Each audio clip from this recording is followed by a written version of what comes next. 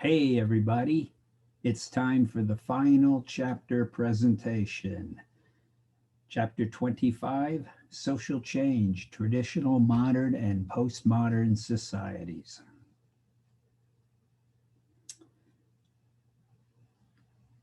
Here's an anonymous quote, but boy, is it a dandy. After all is said and done, more is said than done. Ooh, we can all relate to that one. Walt Whitman, another one of those people who I mentioned over the entire course that has been trying to turn us on to the nature of reality. Read Leaves of Grass. It's just a brilliant poem. He said, "The powerful play goes on, and so you and I may contribute a verse." Confucius said, only the wisest and the stupidest do not change." Folk singer Phil Oakes said, "Even though you can't expect to defeat the absurdity of the world, you must make the attempt. That's morality. That's religion. That's art. That's life."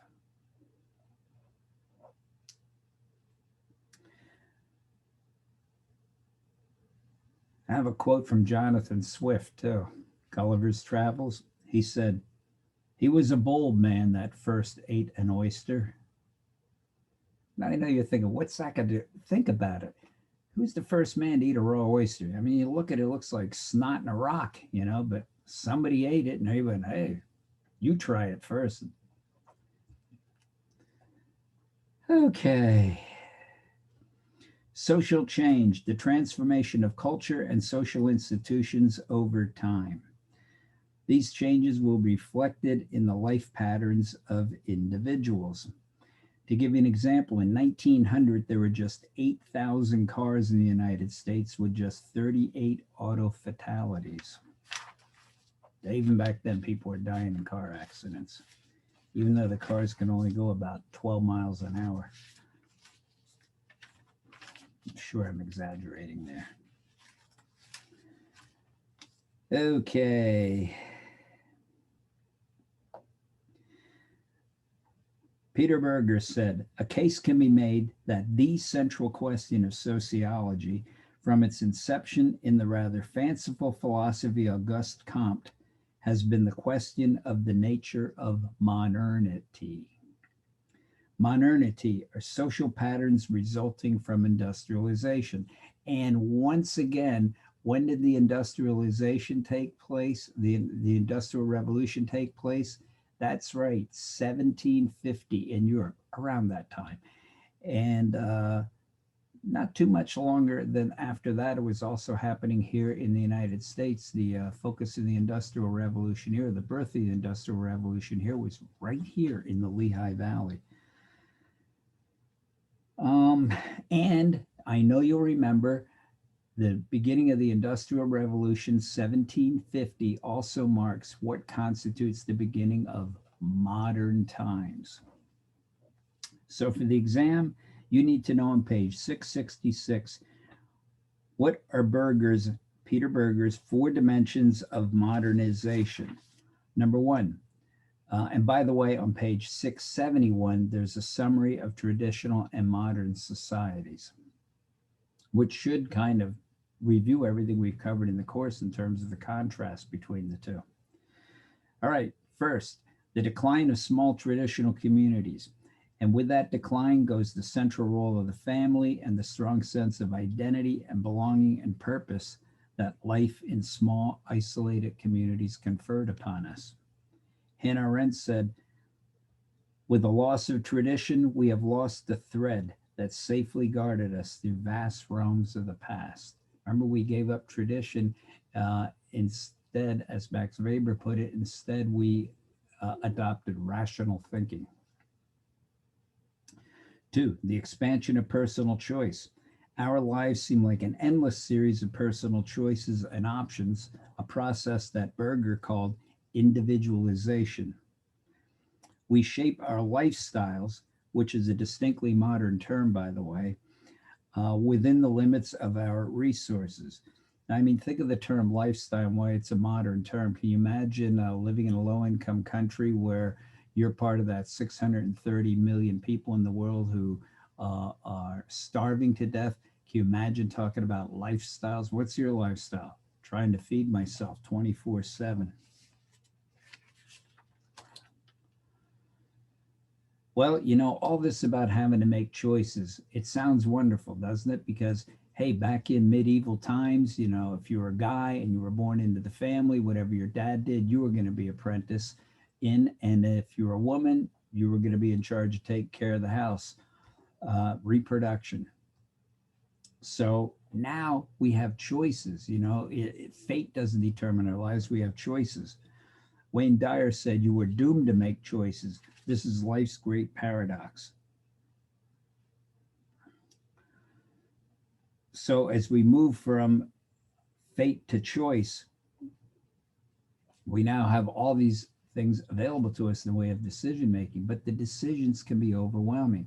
For example, notice from the moment you get up in the morning to the time you go to sleep at night, how many decisions you've had to make. It's mind boggling.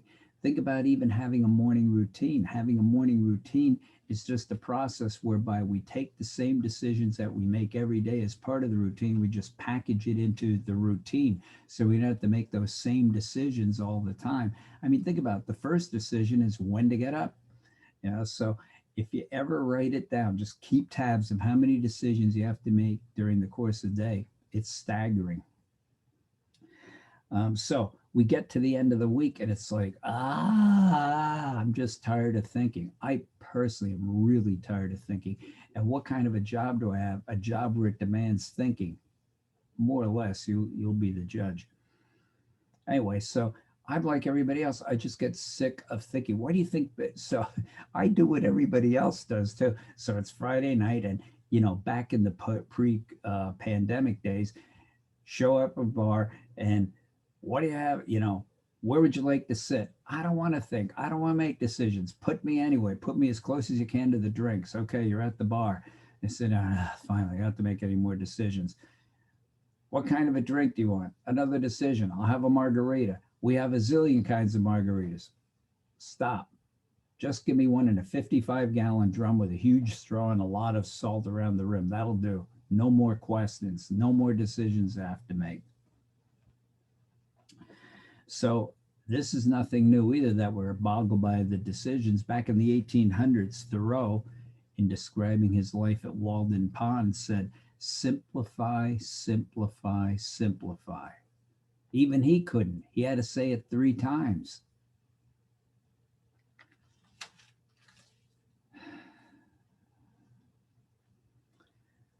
A second factor of modernization, or third factor,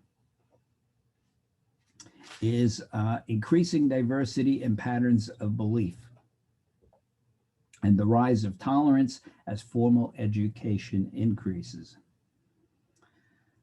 And number 4 is future orientation and growing awareness of time. Think about the Pink Floyd song, Time, where all the clocks go off. I mean, our lives are just driven by time. That also drives me crazy. It's like I get so sick of having to meet time demands all the time, as I'm sure you do too, especially when I know at another level, time doesn't even exist. Everything is just happening in the now, and yet we all become slaves to this time process. So modern societies are always more oriented toward the future than they are toward the past. People look for ever more new inventions and discoveries that will make life even better. Traditional societies look to the past for guidance through tradition. Also, in modern societies, units of time are a key foundation of everyday life. And even as early as the 1750s, Benjamin Franklin noted time is money. Time doesn't even exist. Now time has become money. I guess it makes sense because we as people aren't referred to as citizens anymore, referred to as consumers. And this gets back to one of the ancient philosophies, and it is be here now. And you're thinking, yeah, where else would I be? Well, think about it. You could be wherever you physically are now But are you listening to every word I say? If you're not, I can't blame you. But are you? Because if you're not, then you're physically somewhere, but your mind's somewhere else. And that's most of us most of the time. We're not focused here and now on what's going on around us this moment. So therein lies the problem. It's a waste of energy.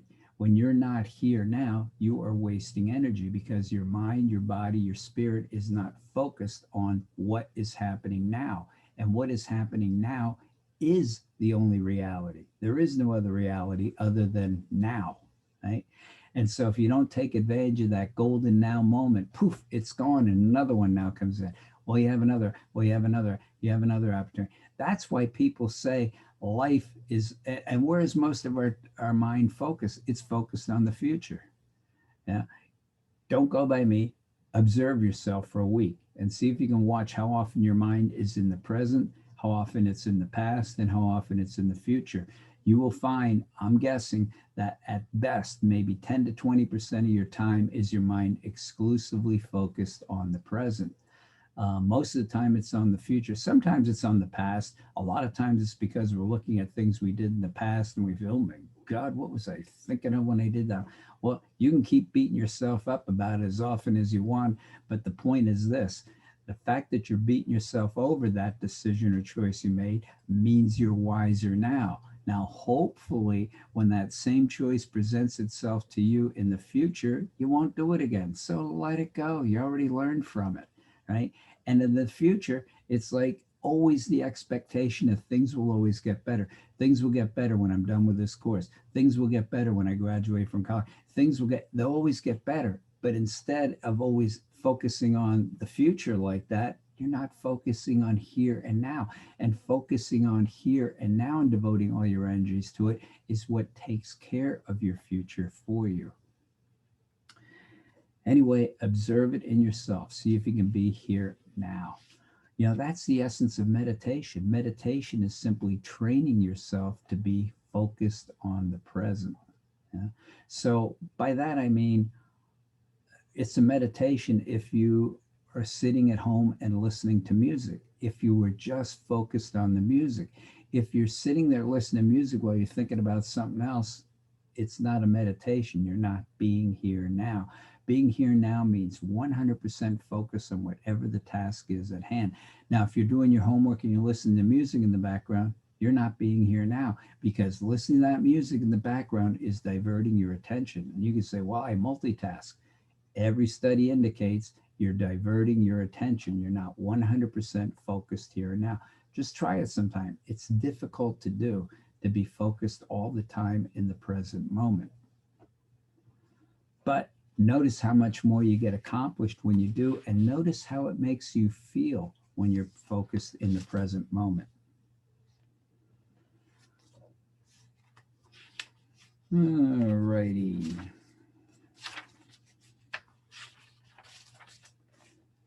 Trying to hit the highlights here, folks. You need to know for the exam the theoretical analysis of modernity, beginning with the structural functional analysis on page 671, modernity as mass society.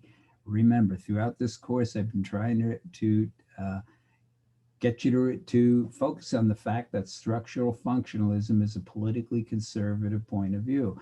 The social conflict is a politically radical liberal point of view. But you need to know that because it's a certain perspective about society when you read it through that lens, or you look at it through that lens, I should say.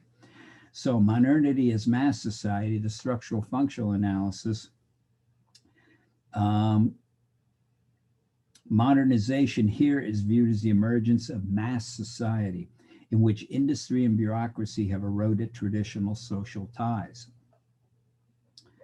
For example, the widespread notion of having an identity crisis suggests that the US has become a mass society and we have become lost in an anonymous individual seeking identity. Well, what are some of the features of this? Number one, the scale of modern life has increased momentously as well as the pace. Evidencing the increasing pace of our lives. In 1920, Emily Post advised widows to undergo 3 years of mourning. Emily Post was like an etiquette advisor. So she advised widows to undergo 3 years of mourning. In the 1980s, Amy Vanderbilt, her contemporary, suggested that a woman should get on with her life in about 1 week. It's kind of like shit happens. Yeah, he kicked the bucket. Time to move on, folks. He's dead. And if you think about it, employers to only give you like 3 days off. So it's like, you better get over it real fast. But again, it's all about the time, and time is money. More features: population growth, urbanization. The 1920 census was the first to record a majority of the US population living in urban places. We now have the specialized division of labor. Excuse me. The rise of large-scale organizations taking on functions previously fulfilled by the family. Geographical mobility, mass communications, the surge of diverse lifestyles and technological advances. You also have the expansion of the state. The state is another word for the government. In mass society, power resides in large bureaucracies, especially governmental, which increasingly intervene in and regulate people's lives. The conservative implication of mass society theory is that social inequality still persists, but it's not the severe problem it was in the 1800s. Instead, the growing power of the government, the state, is the problem. Well, the critique of this approach, excuse me, is that it tends to romanticize the past, downplays the problems of social inequality, and it attracts social and economic conservatives who defend conventional morality and seem indifferent to the plight of minorities. Throughout the course, this has ever led us to the social conflict point of view, modernity as class society, which is on page 673. Modernity, according to Marx, has created a class society with pronounced social stratification. Modern societies have enlarged to a mass scale, but this is due to the ever-expanding capitalist economy. Capitalist societies are rife with social inequality, which creates feelings of powerlessness. How? Number one, capitalism. It emphasizes naked self-interest, fosters impersonality and anonymity by transforming people into commodities.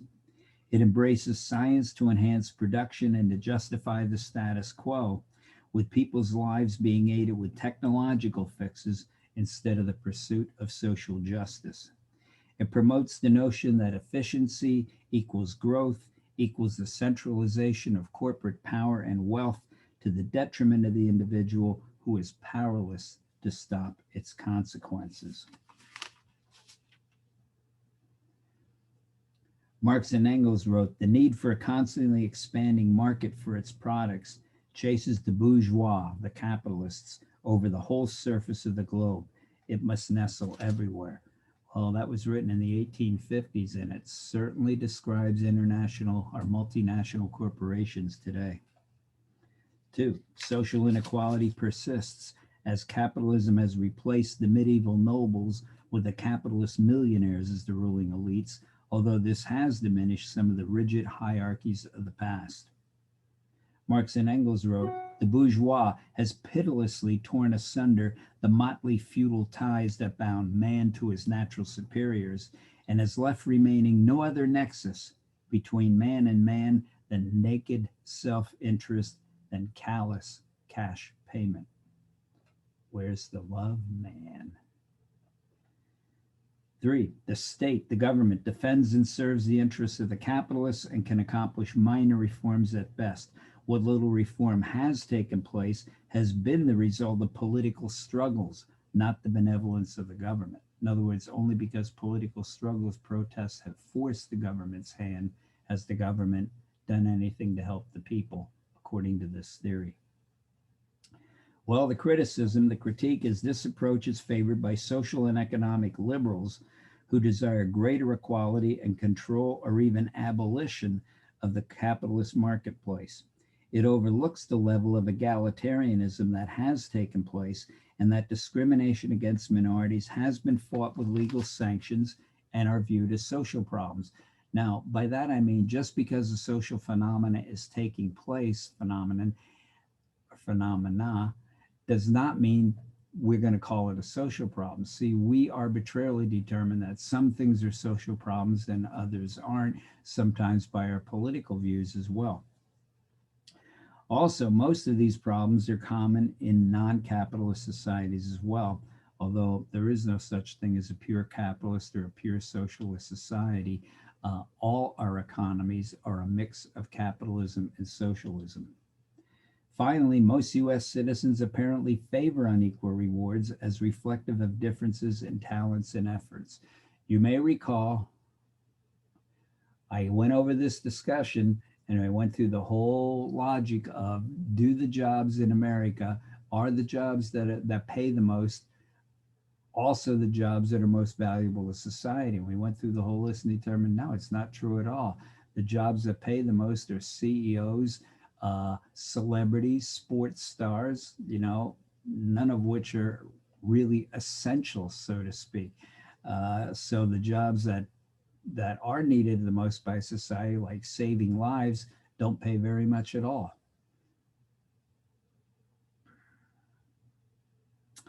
On page 674 is a brief summary of the differences between these two theories.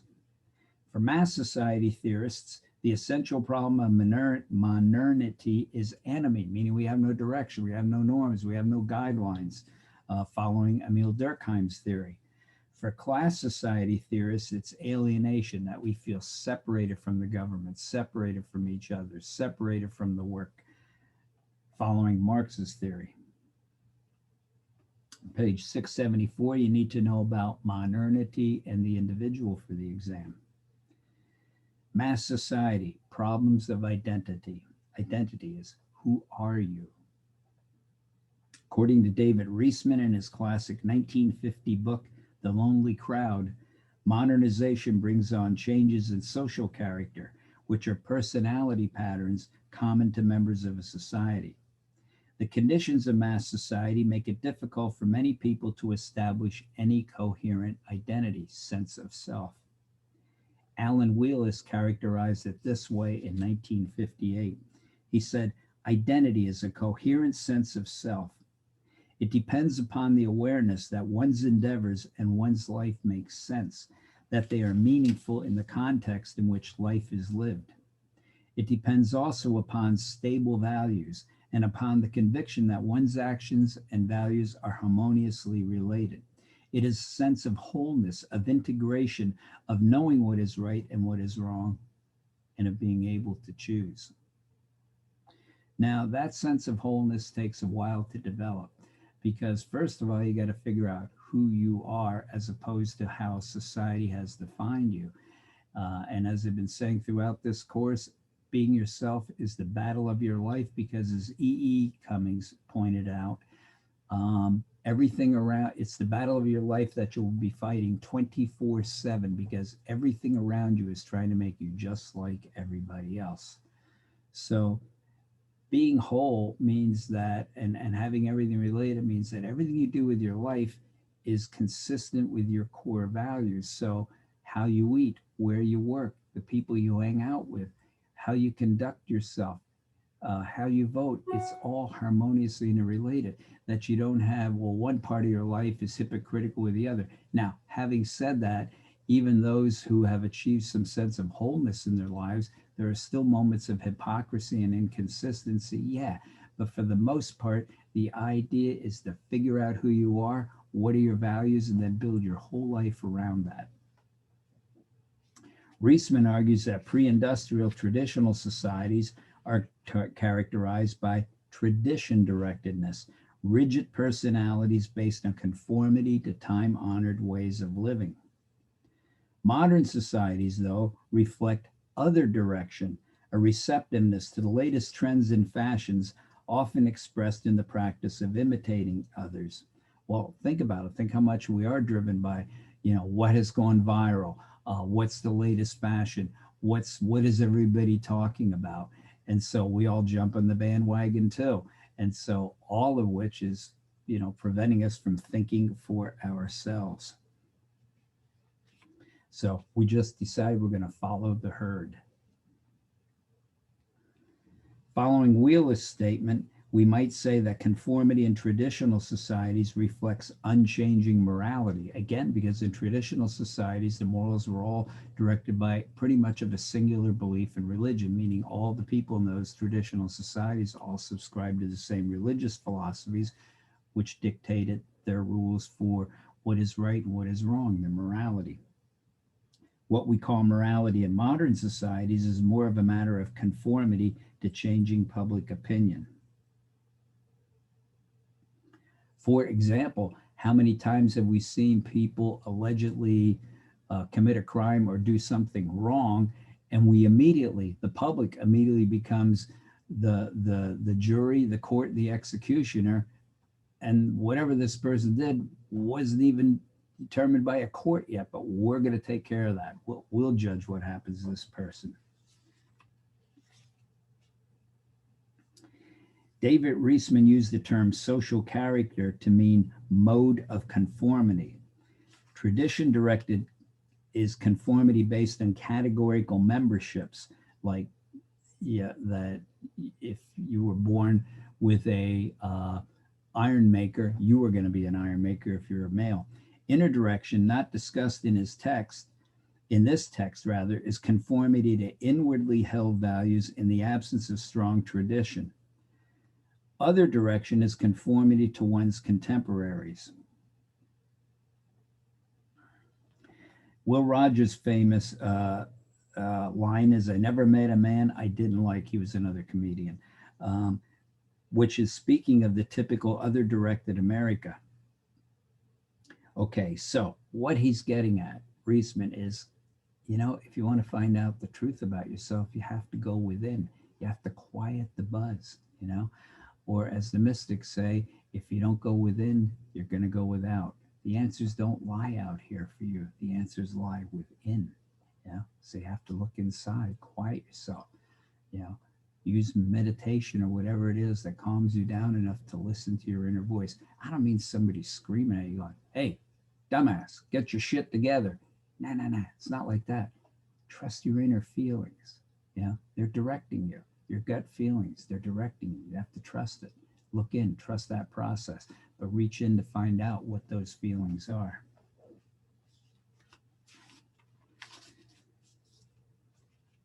Okay, modernity and progress. We have this implicit faith in the inevitable and linear nature of change in our culture, as suggested by the old saying, "You can't argue with progress." But hopefully we've learned in this class that progress is not synonymous with positive change. So progress has led us to our technologically focused society today and our consumer society, which results in devastation against the environment, or of the environment, I should say. Alan Wheeler said, "We know that we are in motion, but do not know where we are going, and hence cannot predict the values of our own children." All right. Another indication of the loss of traditional honor in modern societies is the decline of public civility. And boy, it reached the lowest level, at least I've seen in my lifetime, under the Trump administration, because he set the tone for lack of civility in how he treated other people, lack of civility in what he brought to the office of presidency, which is why the rest of the world kind of looks at us in absolute horror under the Trump administration, going, "What has happened to America? What has happened to civil discourse? How does the president of the United States just go and insult everybody and bully everybody as a way of mediating with another person?" Well, anyway, postmodernity is on page 677, and yes, you need to know that for the exam. What is it? It refers to the social patterns characteristic of post-industrial societies. There are 5 themes. Number 1, in important respects, modernity has failed, especially in ensuring financial security for most people. Well, the point being, we've gone over this data previously in the course, is that 20% of the people control almost 90% of the wealth and currently almost 48% of all the income in the United States. So that doesn't mean, well, the poor are struggling. It means everybody else is struggling at some level of financial insecurity relative to that top 20%, which is the only group that can enjoy financial security, not only now, but well into the future. The rest of us are all suffering from some level of financial insecurity otherwise.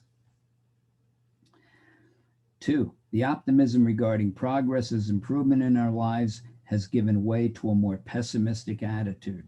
The bright light of progress seems to be fading, say the postmodernists. 3, science no longer holds the answers as objective reality and truth. It has created more problems than it has solved, and it has been used to support the status quo. That's interesting too, because conservatives, if you look at some of the differences between Trump supporters and Trump haters, is conservatives are much less likely to depend on science for answers than are liberals. Now, I don't mean all conservatives are all liberals. I'm just saying that's why you see, for example, some conservatives also are climate change deniers because they don't trust science. Well, if they don't trust science, then they also wouldn't trust science regarding what it has to say about the pandemic. Now, would they? 4, while modernism enhanced individuality and expanded tolerance, it has also revealed how minorities have been shortchanged in this process. Thus, cultural debates are intensifying. And finally, social institutions are changing. Industrialization centered material things, and the information age centers in ideas. What constitutes a family is changing from traditional form to how it functions, period. Let me return just to that science thing again, too. I'm not necessarily saying science has all the answers either. In fact, I know that's not true. There's a certain level at which science cannot find the answers, the ultimate answers to the nature of reality. And certainly science has been wrong about things in the past, too. So I'm not saying we should blindly follow science. I am saying that we should use science as a guideline in making our decisions, not necessarily the final guideline. It still comes down to political decisions. Okay. Other postmodern changes, including the collapse of culture into various lifestyles, the dissolution of social stratification into a mosaic of class and gender and racial categories, weakening political parties, the rise of smaller organizational work groups suggesting the erosion of traditional bureaucracy, and weakening faith in science. James Cavell said, "The optimist claims that we live in the best of all possible worlds, and the pessimist fears this is true." While the critique of postmodernism is essentially postmodernism is an indictment of modernity for failing to fully meet human needs. However, critics charge that postmodernism underestimates the enormous and unprecedented level of affluence that modernity has provided. If we were to accept that science and progress are bankrupt, what would be the alternatives? Like eschew technology, go back to living in huts? Like, to what extent you reject science completely? What would be the alternative? Henry David Thoreau said, "Things do not change, we change." Yeah, and everything, actually, I disagree. Things change too. Everything changes all the time. So the big question becomes, how are we going to change? From what to what? Where does the future hold? What does the future hold for us? And what will be the values and what will be the guidelines to take us into the future to achieve the social changes we so much want to see take place. Marcus Aurelius said, "Time is a river of passing events, and its current is strong. No sooner is a thing brought to sight than it is swept away, and another takes its place, and this too is swept away." You know, there's a rock song about this too, a classic rock song by Kansas called Dust in the Wind. That's the same thing the Buddhists argue. Nothing lasts, so cling to nothing. Nothing lasts, cling to nothing. Yeah. The only thing that lasts is you. You are eternal and love is eternal. Cling to nothing else.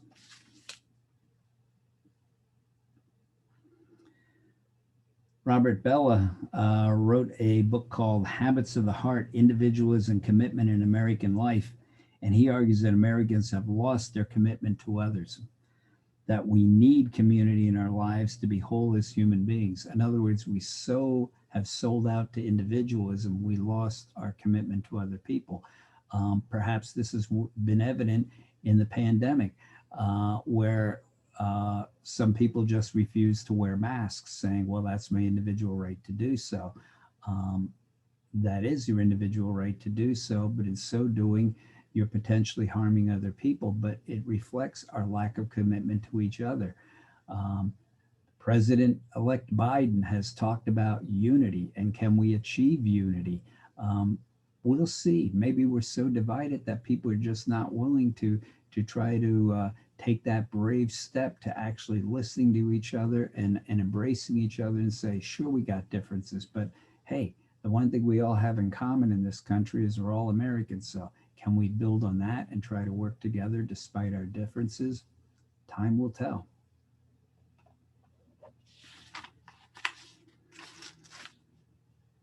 Alrighty here. Well, getting back to the concern that we lack direction in our lives, I got a rock and roll song for that too. Crosby, Stills, Nash and Young said, "You who are on the road need a code that you can live by." Oh, indeed we do. Edmund Burke said, "Nobody makes a greater mistake than he who does nothing because he could only do a little." Gandhi, remember him? Great Mahatma, South Africa, India, nonviolent change. He noted 7 great dangers to human virtue: wealth without work, pleasure without conscience, knowledge without character, business without ethics, science without humanity, religion without sacrifice, politics without principle. See, again, I hope you realize much of what I have done in this course is I'm trying to turn you on to you. And so that's where some of these quotes come from too. It's the kind of person you are that counts more than anything else. Develop your humanity. You know, that will be the most important thing you can do to be an effective professional, is develop your humanity. James Thurber said, "Let us not look backward in anger or forward in fear, but around in awareness." Beatles, remember them? Boy band, 60s? All you need is love. And that may seem simplistic, but I will seek to demonstrate to you in my final lecture, which is not a chapter lecture, it is Maynard's solution to all the world's problems. And I know it's arrogant, and I know it sounds bodacious, but I stand by it. So stay tuned for that. I'll let you know when I have it posted.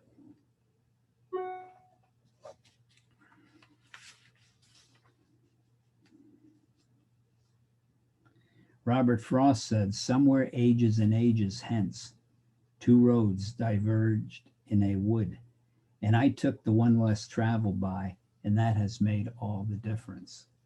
What road shall we pursue into the future, not only individually, but collectively as a human civilization? Buddha, ever hear of him? Buddha, Buddhism. He said, "We are what we think. All that we are arises with our thoughts. With our thoughts, we make the world." Now, this is under the heading of the general heading of many of the mystics argue that with our thoughts, we have been given the ability to create reality, that our thoughts, that which we focus upon actually creates our personal reality. So our personal reality is whatever it is we focus upon. And the argument goes that nothing in our lives happened accidentally. Everything that's happened in each of our lives has happened purposely and purposefully. But here's the kicker: we created it. We created the very things we wanted to happen in our lives because we needed to experience it. You know, it's something we chose to experience in coming into this lifetime. And so, what is the mechanism by way we create this reality? By the way that we call forth people in our lives and they call us forward, and the universe has this amazing ability to bring us together at exactly the right time and the right moment for each of us to experience whatever it is we need to experience, is our thoughts. Our thoughts create reality, is the argument. So I'll read what Buddha said. He said, "We are what we think. All that we are arises with our thoughts. With our thoughts, we make the world." Thich Nhat Hanh, the South Vietnamese a great Buddhist teacher, said, "The mind is the ground of everything." Einstein, near his death, was asked to summarize everything he had learned in his lifetime, and he summarized it this way. He said, "Mind is all." Mary Kay Ash. Remember what the heck were those? But you sell Mary Kay products, and if you sell enough, you can get a pink Cadillac. I was selling them for a while. I thought, maybe I should expand more and also sell Avon. I just didn't want to get caught up in one product line. She said, "If you think you can, you can. If you think you can't, you're right." Norman Vincent Peale said, "Change your thoughts and you change your world." Luann Oakes said, another spiritual teacher, "As we increasingly master our perceptions, beliefs, and thought feeling patterns, we magnetically attract that which we most desire." Right? So that which you focus upon is that which will happen in your life. And I would add to that negativity attracts more negativity and positivity attracts more positivity. So perhaps we've gotten to a point in our lives say, I got to stop hanging around with these people. They're too negative all the time. They're bringing me down. Exactly. And so it's time to hang around with more positive people and to give yourself more positive thoughts and have that reinforcing process take place. And I'll leave you with this profound thought. Werner Erhard said, "Life resolves itself in the process of life itself." Some spiritual movements understand this as let go and let God. All wisdom asks us to do is trust the process of life. That is, trust God, because God and life are interchangeable. Or if you wish, trust yourself, for thou art God. Remember, we are all one. That's it for chapter 25. That's it for all the chapter presentations. Stay tuned for my solution to all the world's problems coming up in a separate presentation soon at a computer screen near you.